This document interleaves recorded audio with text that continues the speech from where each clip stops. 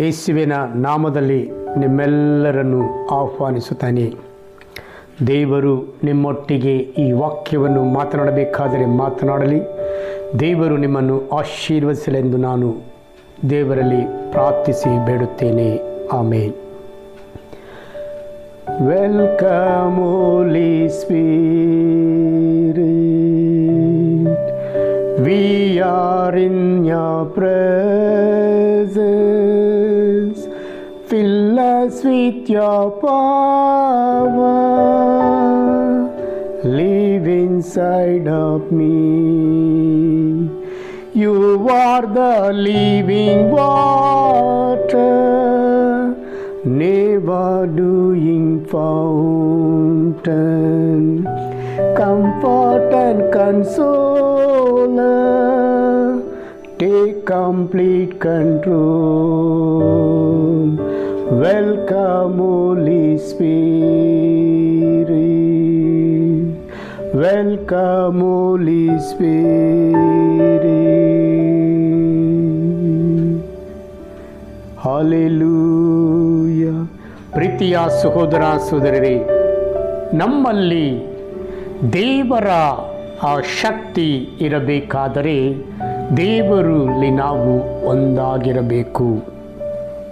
ಇಲ್ಲಿ ಕೀರ್ತನೆಯಲ್ಲಿ 56ನೇ ಕೀರ್ತನೆ 4ನೇ ವಾಕ್ಯವನ್ನು ಓದುತ್ತೇನೆ, ಕೇಳಿ. ದೇವರಲ್ಲೇ ನಿರ್ಭೀತ ನಂಬಿಕೆ ನನಗೆ, ಹೆಮ್ಮೆ ಪಡುವೆನು ಆತನಿತ್ತ ವಾಗ್ದಾನಕ್ಕೆ. ನರಮಾನವರು ಏನು ಮಾಡಿಯಾರು ಎನಗೆ. ಹೌದು ಪ್ರೀತಿಯ ಸಹೋದರ ಸಹೋದರರೇ, ದೇವರಲ್ಲೇ ಒಂದು ನಿರ್ಭೀತ ನಂಬಿಕೆ ನನಗೆಂದರೆ ಆ ನಂಬಿಕೆಯು ನಿನ್ನಲ್ಲಿ ಬೆಳವಣಿಗೆ ಆಗಿರಬೇಕು. ಒಂದು ಮರವು ಫಲ ಕೊಡ್ತಾ ಇದೆ ಅಂದರೆ ಅದು ಮರವು ಬೆಳೆದು ನಿಂತು ಅದು ಕಾಯಿ ಹಣ್ಣನ್ನು ಬಿಟ್ಟಾಗ ಅದಕ್ಕೆ ಒಂದು ನಂಬಿಕೆ, ನಾನು ಫಲವನ್ನು ಕೊಡ್ತಾ ಇದ್ದೇನೆ ಅಂತ. ಒಬ್ಬ ಮನುಷ್ಯನು ದೇವರ ಒಂದು ವಿಶ್ವಾಸದಲ್ಲಿ ಬೆಳೆದು ದೇವರ ವಾಕ್ಯದಲ್ಲಿ ಆತನು ಬೆಳವಣಿಗೆ ಮಾಡಿಕೊಂಡಿರಬೇಕು. ಅದನ್ನು ಬೆಳವಣಿಗೆ ಆತನು ಮಾಡಿಕೊಂಡಿದ್ದರೆ ಅದು ಆತನಲ್ಲಿ ಒಂದು ನಂಬಿಕೆಯನ್ನು ಉಂಟು ಮಾಡುತ್ತದೆ ಎಂಬುದನ್ನು ನಾವು ನಂಬಬಹುದು.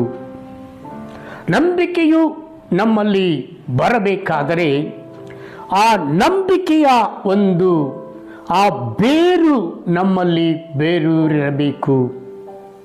ಏಕೆಂದರೆ ಒಬ್ಬ ಮನುಷ್ಯನಲ್ಲಿ ನೀನು ನಂಬಿಕೆ ಇಡಬೇಕಾದರೆ, ಒಬ್ಬನ ಹತ್ತಿರ ಹಣವನ್ನು ನೀನು ಕೇಳ್ತೀಯ, ನನಗೆ ಇಂದು ಸಂಜೆ ಇಷ್ಟು ಹಣ ಕೊಡಬೇಕು ಎಂದಾಗ ನೀನು ನಂಬಿಕೆಯಿಂದ ಕೇಳುತ್ತೀಯ.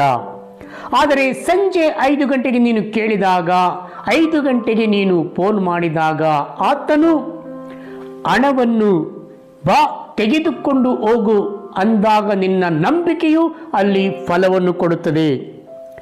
ಇಲ್ಲ ಅಂದ ಆತನು ಇಲ್ಲ ಅಂದಾಗ ನಿನ್ನ ನಂಬಿಕೆಯನ್ನು ನೀನು ಕಳೆದುಕೊಂಡು ಬಿಡುತ್ತೀಯ. ಏಕೆಂದರೆ ಆತನಲ್ಲಿ ನಾನು ನಂಬಿಕೆ ಇಟ್ಟಿದ್ದೆ, ಆತನು ಕೊಡುತ್ತಾನೆ ಎಂದು ಇಟ್ಟಿದ್ದೆ, ಆದರೆ ಆತನು ಕೊಡಲಿಲ್ಲವಲ್ಲ ಎಂದು ನಿನಗೆ ಬೇಸರವಾಗುವುದನ್ನು, ನಿನಗೆ ಬೇಸರವಾದಾಗ ನೀನೇ ಒಂದು ಅರಿವಿಲ್ಲದ ಮನುಷ್ಯನಾಗಿ ಆ ಸಮಯದಲ್ಲಿ ನೀನು ಮಾರ್ಪಡುತ್ತೀಯ. ಓ ನನ್ನ ಸ್ನೇಹಿತನಲ್ಲಿ ನಾನು ಇಟ್ಟಿದ ನಂಬಿಕೆಯು ಆತನು ಈ ಹಣವನ್ನು ಕೊಡಲಿಲ್ಲವಲ್ಲ ಎಂದು ನೀನು ಬೇಸರವನ್ನು ನೀನು ಮಾರ್ಪಡಿಸಿಕೊಳ್ಳುತ್ತೀಯ. ಹೌದು ಪ್ರೀತಿಯ ಸಹೋದರ ಸಹೋದರಿ, ಏನೋ ಸಂದರ್ಭ ಅಂದು ಸಿಗಲಿಲ್ಲ, ಆತನೇ ನಿನಗೆ ತಕ್ಷಣ ನೀನು ಬೆಳಿಗ್ಗೆ ಆತನು ಫೋನ್ ಮಾಡಿ ಈಗೋ ನೀನು ಏನು ಕೇಳುತ್ತೀಯೋ ಅದನ್ನು ತೆಗೆದುಕೋ ಎಂದು ಹೇಳಿದಾಗ ನಿನ್ನ ನಂಬಿಕೆಯು ಯಾವಾಗ ಅವನು ಸಂಜೆ ಕೊಡಲಿಲ್ಲ, ರಾತ್ರಿ ಮಲಗಿ ನೀನು ಎದ್ದಾಗ ಆತನಿಗೆ ಸಿಕ್ಕಿದಾಗ ಆತನು ಫೋನ್ ಮಾಡಿದಾಗ ಆತನ ನಂಬಿಕೆಯು ನಿನ್ನಲ್ಲಿ ಬೆಳೆಯುತ್ತದೆ. ಏಕೆಂದರೆ ದೇವರ ವಾಕ್ಯ ಹೇಳುತ್ತದೆ, ರಾತ್ರಿಯಲ್ಲಿ ನೀನು ಬೀಜವನ್ನು ಹಾಕು, ಬೀಜವನ್ನು ಹಾಕಿ ಭೂಮಿಯಲ್ಲಿ ನೀನು ಮನೆಗೆ ಹೋಗಿ ಮಲಗಿಕೋ, ಒಳ್ಳೆಯ ನಿದ್ರೆ ಮಾಡು. ಅವನು ನಂಬಿಕೆಯಿಂದ ಹಾಕಿದ ಬೀಜವು ನೀನು ಬೆಳೆಸಲು ಸಾಧ್ಯವಿಲ್ಲ. ಅಲ್ಲಿ ದೇವರು ಆ ಮಣ್ಣಿನಲ್ಲಿ ಆ ಬೀಜವು ಮೊಳೆತು ನಿನಗೆ ಬೆಳಗ್ಗೆ ನೋಡುವಾಗ ಅದು ಮೊಳೆತಿರುವುದನ್ನು ಕಂಡಾಗ ನಿನ್ನಲ್ಲಿ ನಂಬಿಕೆ ಅಲ್ಲಿ ಬೆಳೆಯುತ್ತದೆ. ದೇವರಲ್ಲಿ ಪ್ರೀತಿಯ ಸಹೋದರ ಸಹೋದರನೇ, ಹಲ್ಲೆಲೂಯಾ. ದೇವರ ನಂಬಿಕೆಯು ಈ ರೀತಿಯಾಗಿ ನಮ್ಮಲ್ಲಿ ಬೆಳೆಯುತ್ತದೆ ಎಂಬುದನ್ನು ನಾವು ನೋಡ್ತೇವೆ. ದೇವರಲ್ಲಿ ನಂಬಿಕೆ ಇಟ್ಟ ನಿನಗೆ ನೀನೇ ಬದಲಾಗುವಂತೆ ನಿನ್ನ ನಂಬಿಕೆಯು ಮಾಡುತ್ತದೆ. ದೇವರು ನಿನ್ನಲ್ಲಿ ಹೆಮ್ಮೆ ಪಡುವನು ಆತನಿತ್ತ ವಾಗ್ದಾನಕ್ಕೆ. ಯಾವಾಗ ಆ ನಂಬಿಕೆಯು ನೆರವೇರಿದ್ದಾಗ, ದೇವರು ಕೊಟ್ಟ ವಾಗ್ದಾನಗಳು ನೆರವೇರಿದಾಗ ನಿನಗೆ ಒಂದು ಹೆಮ್ಮೆಯಾಗುತ್ತದೆ ಎಂಬುದನ್ನು ಈ ವಾಕ್ಯ ನುಡಿಯುತ್ತದೆ. ಪ್ರೀತಿಯ ಸಹೋದರ ಸಹೋದರಿ, ಆತನಿತ್ತ ಅಂದರೆ ಕರ್ತನು ಇತ್ತ ವಾಗ್ದಾನಗಳು ನೆರವೇರಿದಾಗ ನೀನು ಒಂದು ಕೋರಿಕೆಯನ್ನು ದೇವರಿಗೆ ಕೊಡುತ್ತಿ. ಆ ಕೋರಿಕೆ ನೆರವೇರಿದಾಗ ನೀನು ಕಷ್ಟದಲ್ಲಿದ್ದೀಯಾ, ದೇವರಿಗೆ ಸಮರ್ಪಣೆ ಮಾಡಿರ್ತೀಯಾ. ಈ ತಿಂಗಳಲ್ಲಿ ಆಗಬೇಕು, ಈ ವಾರದಲ್ಲಿ ಆಗಬೇಕೆಂದು ನೀನು ಹೇಳಿರುತ್ತೀಯಾ. ಆ ಕಾರ್ಯ ನಿನ್ನಲ್ಲಿ ನೆರವೇರಿದಾಗ ನಿನ್ನ ನಂಬಿಕೆಯು ದೇವರಲ್ಲಿ ಇನ್ನೂ ಅತಿಯಾಗಿ ಬೆಳೆಯುತ್ತದೆ.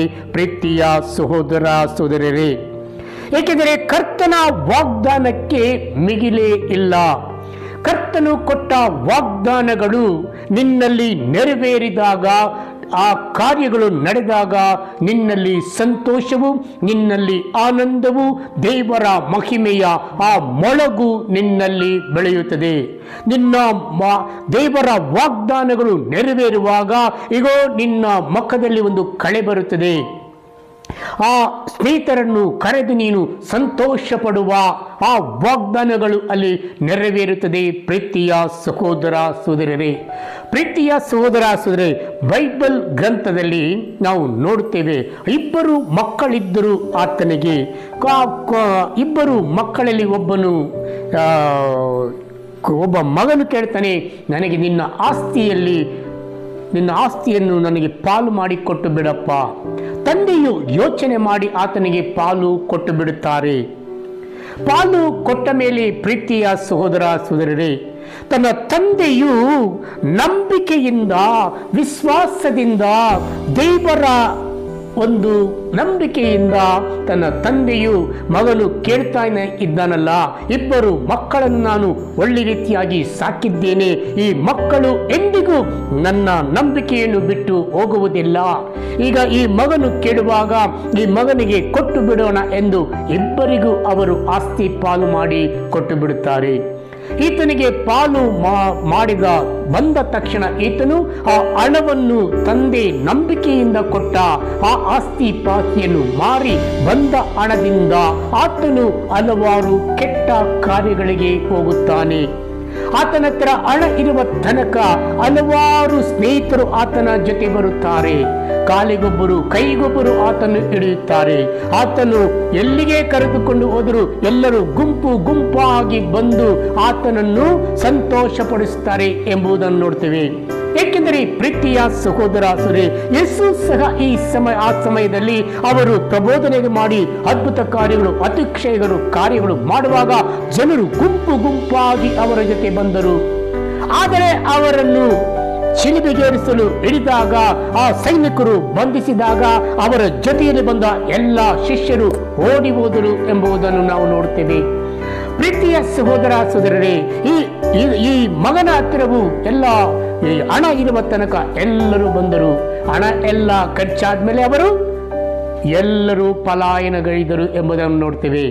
ಈತನು ಬೇಸರಗೊಂಡು ಆತನು ನಡೆದುಕೊಂಡು, ನನಗೆ ಏನು ಕಾಣಿಸಲಿಲ್ಲವಲ್ಲ, ಈ ಲೋಕವೇ ಬೇಡ ಅಂತೇಳಿ ಆತನು ನಡೆದುಕೊಂಡು ಹೋಗ್ತಾ ಇರಬೇಕಾದರೆ ಒಂದು ಟೀ ಕುಡಿಯಲು, ಕಾಫಿ ಕುಡಿಯಲು, ಒಂದು ಬಿಸ್ಕೆಟ್ ತಿನ್ನಲು ಆತನ ಹತ್ತಿರ ಕಾಸಿಲ್ಲ ಎಂಬುದನ್ನು ನೋಡ್ತೇವೆ. ಆದರೆ ಆತನು ಹೋಗಿ ಒಂದು ಕಡೆ ಕೆಲಸ ಹುಡುಕಿ ಅಲ್ಲಿ ಹಂದಿ ಮೇಯಿಸುವ ಸ್ಥಳದಲ್ಲಿ ಆತನು ಇದ್ದನು ಎಂಬುದನ್ನು ನೋಡ್ತೇವೆ. ಪ್ರೀತಿಯ ಸಹೋದರ ಸಹೋದರಿ, ಏಕೆಂದರೆ ತಂದೆಯು ತನ್ನ ನಂಬಿಕೆಯಿಂದ ಕೊಟ್ಟ ಆಸ್ತಿ ಪಾಸ್ತಿಯನ್ನು ಮಾರಿ ವೇಶ್ಯರಿಗೂ ಹಲವಾರು ದುಂಡಾತನವನ್ನು ಮಾಡಿ ಆತನು ತಂದೆಯ ನಂಬಿಕೆಯನ್ನು ಕಳೆದುಕೊಂಡನು ಎಂಬುದನ್ನು ನಾವು ನೋಡ್ತೇವೆ ಈ ಬೈಬಲ್ ವಾಕ್ಯದಲ್ಲಿ. ಪ್ರೀತಿಯ ಸಹೋದರ ಸಹೋದರರೇ, ಏಕೆಂದರೆ ಆತನು ಎಲ್ಲವನ್ನೂ ಕಳೆದುಕೊಂಡ ಮೇಲೆ ದೇವರು ಆತನನ್ನು ಸ್ಪರ್ಶಿಸುತ್ತಾರೆ. ತಂದೆ ನಂಬಿಕೆಯಿಂದ ಕೊಟ್ಟ ಎಲ್ಲ ಕಳೆದುಕೊಂಡ ಮೇಲೆ ಪಶ್ಚಾತ್ತಾಪಪಟ್ಟು ಪುನಃ ಆತನು ನನ್ನ ತಂದೆಯ ಬಳಿಗೆ ಬಂದು ಆತನು ಕ್ಷಮೆಯನ್ನು ಯಾಚಿಸಿ ಆತನು ತಂದೆಯ ಜೊತೆ ಸೇರಿಕೊಂಡು ಆತನು ನಂಬಿಕೆಯಿಂದ ಜೀವನ ಮಾಡಲು ಬದಲಾಗುತ್ತಾನೆ. ಪ್ರೀತಿಯ ಸಹೋದರ ಸಹೋದರರೇ, ನೀವು ಸಹ ಇದೇ ರೀತಿಯಲ್ಲಿ ಈ ಸಮಯದಲ್ಲಿ ನಂಬಿಕೆಯನ್ನು ಕಳೆದುಕೊಂಡು ಈಗೋ ಯಾವುದೇ ತೊಂದರೆಯಲ್ಲಿ ಕಳೆದುಕೊಂಡು ಈಗೋ ಈ ಪ್ರಪಂಚದಲ್ಲಿ ನೀವಿದ್ದರೆ ಈ ಸಮಯದಲ್ಲಿ ಪಶ್ಚಾತ್ತಾಪಪಟ್ಟು ಪಾಪಕ್ಕೆ ವಿಮುಖರಾಗದೆ ದೇವರ ಕಡೆ ತಿರುಗಿಕೊಳ್ಳಿರಿ. ದೇವರು ನಿಮ್ಮನ್ನು ಬಲಪಡಿಸುವರು, ನಿಮ್ಮ ಎಲ್ಲ ಕಷ್ಟಗಳಿಂದ ನಿಮ್ಮನ್ನು ಪಾರು ಮಾಡುವರು, ಎಲ್ಲ ತೊಂದರೆ ತೊಡಕುಗಳಿಂದ ನಿಮ್ಮನ್ನು ಪಾರು ಮಾಡುವರು ದೇವರು. ಪ್ರೀತಿಯ ಸಹೋದರ ಸಹೋದರಿ, ಏಕೆಂದರೆ ಆತನು ಎಲ್ಲವನ್ನೂ ಕಳೆದುಕೊಂಡರು, ತಂದೆಯ ನಂಬಿಕೆಯಿಂದ ಕೊಟ್ಟ ಆಸ್ತಿಯನ್ನು ಕಳೆದುಕೊಂಡರು, ಕೊನೆ ಎಲ್ಲ ಕಳೆದುಕೊಂಡರು, ಪುನಃ ತಂದೆಯ ಬಳಿಗೆ ಬಂದು ಆ ನಂಬಿಕೆಯನ್ನು ಕಾಪಾಡಿ ತಂದೆಯ ಜೊತೆ ಜೀವಿಸಿದನು ಎಂಬುದನ್ನು ನಾವು ನೋಡ್ತೇವೆ. ಪ್ರೀತಿಯ ಸಹೋದರ ಸಹೋದರಿ, ಈ ಸಮಯದಲ್ಲಿ ನೀವು ಸಹ ತೊಂದರೆ ತೊಡಕುಗಳಿದ್ದರೆ ದೇವರಿಗೆ ಸಮರ್ಪಣೆ ಮಾಡಿ ಈಗೋ ಆ ದೇವರ ವಾಕ್ಯಕ್ಕೆ ನೀವು ನಂಬಿಕೆಯಿಂದ ನೀವು ವಿಶ್ವಾಸದಿಂದ ನೀವು ಆ ವಾಕ್ಯವನ್ನು ನಂಬಿರಿ, ವಾಕ್ಯದಂತೆ ನಡೆಯಿರಿ, ಬದಲಾಗಿರಿ. ಮೊದಲು ನಿಮ್ಮ ಬದಲಾವಣೆಗಳು ಬದಲಾಗಲಿ, ನಿಮ್ಮ ಕಾರ್ಯಗಳು ಬದಲಾಗಲಿ, ನಿಮ್ಮ ನಡೆಗಳು ಬದಲಾಗಲಿ, ನಿಮ್ಮ ನುಡಿಗಳು ಬದಲಾಗಲಿ, ಕೆಟ್ಟ ಆಲೋಚನೆಗಳಿಂದ ದೂರ ಬನ್ನಿರಿ. ಆಗ ದೇವರು ನಿಮ್ಮ ನಂಬಿಕೆ ಇಟ್ಟ ಆ ದೇವರ ವಾಗ್ದಾನವನ್ನು ದೇವರು ನೆರವೇರಿಸಿ ನಿಮ್ಮ ಕುಟುಂಬಗಳಲ್ಲೂ ಮೊಳಗುವಂತೆ ದೇವರು ಮಾಡುವರು. ಪ್ರೀತಿಯ ಸಹೋದರ ಸಹೋದರರೇ, ಹಲ್ಲೆಲೂಯಾ. ನರಮಾನವನು ಏನು ಮಾಡಿಯಾರೆನಗೆ?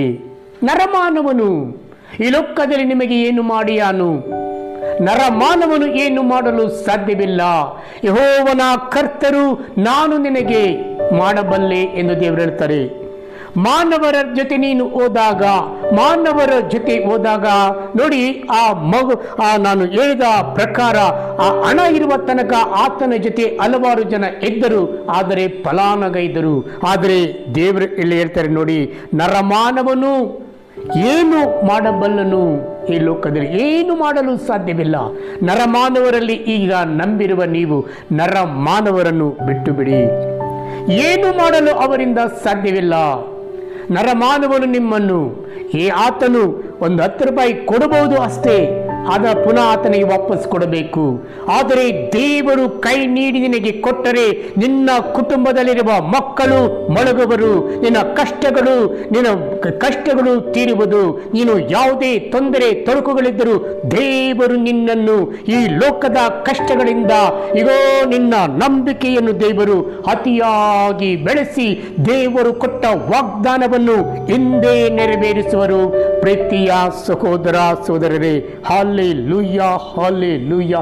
ದೇವಾದ ದೇವನೇ ಸ್ತೋತ್ರ. ಕರುಣೆ ತೋರು ದೇವ, ಜನರನ್ನ ಬೆನ್ನಟ್ಟಿ ಬರುತ್ತಿಹರು. ಅಂದರೆ ಜನರು ಈ ಲೋಕದಲ್ಲಿ ನಿನ್ನನ್ನು ಬೆನ್ನಟ್ಟಿ ಬರುತ್ತಿರಬಹುದು. ದೇವ ಕರುಣೆ ತೋರು ನಿನ್ನನ್ನು ಬೆನ್ನಟ್ಟಿ ಬರುವ ಜನರನ್ನು. ಆದರೆ ದೇವರ ಕಡೆ ನೀನಿದ್ದರೆ, ನಂಬಿಕೆಯಿಂದ ಇದ್ದರೆ ದಿನವೆಲ್ಲ ಕದನ ಮಾಡಿ ಶತ್ರುಗಳನ್ನು ಬಾಧಿಸುತ್ತಿಹನು ನಿನ್ನನ್ನು ಅಲ್ವಾ. ಅದೆಲ್ಲವನ್ನು ಅವರು ಒಂದು ದಾರಿಯಲ್ಲಿ ಬಂದು ನಿನ್ನನ್ನು ಪೀಡಿಸುತ್ತಿದ್ದರೆ, ಯಾವುದೇ ಸಾಲ ಬಾಧೆಯಿಂದಾಗಲಿ ಹಣದ ಚಿಂತೆಯಿಂದಾಗಲಿ ಮೊಳಗುತ್ತಿದ್ದರೆ, ಅವರ ಪೀಡಿಸುತ್ತಿದ್ದರೆ ಆ ಬಾಧೆಗಳು, ಆ ಶತ್ರುವಿನ ಬಾಧೆಗಳು ಹೇಳ್ತಾರೆ, ನಾನು ನೀಗಿಸುತ್ತೇನೆ ಹಿಂದೆ ಎಂದು ದೇವರು ಹೇಳ್ತಾರೆ. ಪ್ರೀತಿಯ ಸಹೋದರ ಸಹೋದರರೇ, ದೇವರು ಅವರು ಕದನ ಮಾಡಿದರೆ ಏನು ಮಾಡಬಲ್ಲರು. ಆದರೆ ನೀನು ದೇವರ ಹತ್ತಿರ ಸಮರ್ಪಣೆ ಮಾಡು. ವಿರೋಧಿಗಳು ದಿನವಿಡೀ ಬೆನ್ನಟ್ಟಿ ಬರುತ್ತಿಹರು, ಸೊಕ್ಕಿನಿಂದ ನನಗೆದುರಾಗಿ ನಿಂತಿಹರು ಹಲವರು. ವಿರೋಧಿಗಳು ನಿನಗೆ ಎದುರಾಗಿ ಬರುತ್ತಿರಬಹುದು ಅಲ್ವಾ, ಬೆನ್ನಟ್ಟಿ ಬರುತ್ತಿರಬಹುದು. ಅವರು ಸೊಕ್ಕಿನಿಂದ ನನಗೆದುರಾಗಿ ನಿಂತಿರಬಹುದು. ಹಲ್ಲೆಲೂಯಾ. ಆದರೆ ನನಗೆದುರಾಗಿರಬಹುದು ಹಲವರು, ಆದರೆ ಅವರಿಂದ ಏನೂ ಮಾಡಲು ಸಾಧ್ಯವಿಲ್ಲ. ನಾನೇ ನಂಬಿಕೆಯನ್ನು ನಿನ್ನಲ್ಲಿ ಇಟ್ಟಿದ್ದೇನೆ. ನಿನ್ನ ನಂಬಿಕೆಯನ್ನು ನೀನು ಬೆಳೆಸಿಕೊಂಡರೆ ಸಾಕು. ಆ ನಂಬಿಕೆಯು ನನ್ನ ವಾಗ್ದಾನಗಳನ್ನು, ನಾನು ಕೊಟ್ಟ ವಾಗ್ದಾನಗಳನ್ನು ನೆರವೇರಿಸುವೆನು ಎಂದು ಹೇಳ್ತಾರೆ. ಪ್ರೀತಿಯ ಸಹೋದರ ಸಹೋದರಿ, ಹೆದರಿಕೆ ಉಂಟಾದಾಗ ನಿನಗೆ ನೀನೇ ನನಗೆ ಆಶ್ರಯ. ನೋಡಿ, ಹೆದರಿಕೆ ಉಂಟಾದಾಗ ನೀನೇ ನನಗೆ ಆಶ್ರಯ ಎಂದು ದೇವರಿಗೆ ನಾವು ಹೇಳ್ತೇವೆ. ಹೆದರಿಕೆ ಉಂಟಾಗಿದೆಯಾ? ಭಯ ಉಂಟಾಗಿದೆಯಾ? ಭೀತಿ ಉಂಟಾಗಿದೆಯಾ? ಭಯಪಡಬೇಡಿ. ದೇವರು ಹೇಳ್ತಾರೆ, ನನಗೆ ಆಶ್ರಯ ಕರ್ತನೇ. ಕರ್ತನು ನನ್ನ ಜೊತೆ ಇರಬೇಕಾದರೆ ನರ ಮಾನವನು ಏನು ಮಾಡಲು ಸಾಧ್ಯವಿಲ್ಲ. ಪ್ರೀತಿಯ ಸಹೋದರ ಸಹೋದರರೇ, ಸದಾ ಅಪಾರ್ಥ ಕಟ್ಟುವವರನ್ನ ಮಾತಿಗೆ ಅವರು ಬಗೆಯುವುದೆಲ್ಲ ಕೇಡೇ ನನಗೆ. ಹಲವರು ನಿನ್ನ ಮೇಲೆ ಅಪಾರ್ಥ ಕಟ್ಟಬಹುದು, ತೊಂದರೆ ಕೊಡಬಹುದು, ತೊಡಕು ಕೊಡಬಹುದು. ಆದರೆ ಅವರು ಬಗೆದುದೆಲ್ಲ ಕೇಳಿ ನನಗೆ. ನೀನು ಭಯಪಡಬೇಡ, ನಂಬಿಕೆಯಿಂದ ದೇವರ ವಾಕ್ಯದಲ್ಲಿ ನಂಬಿಕೆ ಇಡು. ದೇವರು ನಿನ್ನನ್ನು ಉದ್ಧರಿಸುವರು. ಈ ಲೋಕದಲ್ಲಿ ನೀನು ನೋಡಿರಬಹುದು, ಬೈಬಲ್ ಗ್ರಂಥದಲ್ಲಿ ಎಂತೆಂಥ ವ್ಯಕ್ತಿಗಳನ್ನು ದೇವರು ಆರಿಸಿಕೊಂಡು ಈ ಲೋಕದಲ್ಲಿ ಸಾಕ್ಷಿಗಳನ್ನಾಗಿ ಮಾಡಿದ್ದಾರೆ. ಅಬ್ರಾಮನನ್ನು ಒಳ್ಳೆಯ ಪಿತಾಮಹ ಎಂದು ದೇವರು ಕರೆದಿದ್ದಾರೆ. ದಾವೀದನು ಪಾಪ ಮಾಡಿದರೂ ಸಹ ಕ್ಷಮಿಸಿ ಆತನಿಗೆ ರಾಜ್ಯವನ್ನಾಗಿ, ಕುರಿಗಳು ಮೇಯಿಸುತ್ತಿದ್ದರೂ ಆತನು ಆ ರಾಜ್ಯನನ್ನಾಗಿ ದೇವರು ಮಾಡಿದನ್ನು ನಾವು ನೋಡುತ್ತೇವೆ. ಬೈಬಲ್ ಗ್ರಂಥದಲ್ಲಿ ನಾವು ನೋಡುವಾಗ ಇನ್ನೂ ಹಲವಾರು ಜನರು ಅವರು ಕೀಳಾಗಿದ್ದರು, ದೇವರು ಅವರ ಶಕ್ತಿಯನ್ನು ನೀಡಿ ಬಲವನ್ನು ಕೊಟ್ಟು ಅವರು ಮುನ್ನಡೆಸಿದರು ಎಂಬುದು ನೋಡ್ತೇವೆ. ಈಗ ನೀನು ಸಹ ಈ ಸಮಯದಲ್ಲಿ ಅಪಾರ್ಥ ಮಾಡಿದರೆ, ಕೆಟ್ಟತನದಿಂದ ನನ್ನ ನೋಡ್ತಾರೆ ಎಂದು ಯೋಚಿಸುತ್ತಿರುವೆಯಾ? ಯೋಚನೆ ಮಾಡಬೇಡ, ದೇವರಲ್ಲಿ ನಂಬಿಕೆ ಇಡು, ನಿನ್ನ ವಿಶ್ವಾಸವನ್ನು ಬೆಳೆಸಿಕೋ. ದೇವರು ನರ ಮಾನವನು ಏನು ಮಾಡಲು ಸಾಧ್ಯವಿಲ್ಲ. ದೇವರು ನಿನ್ನನ್ನು ಮೇಲೆತ್ತುವರು. ಈ ಸಮಯದಲ್ಲಿ ದೇವರಿಗೆ ಭಯಪಡು, ದೇವರಿಗೆ ನಿನ್ನ ಕೋರಿಕೆಗಳನ್ನು ಸಮರ್ಪಣೆ ಮಾಡು.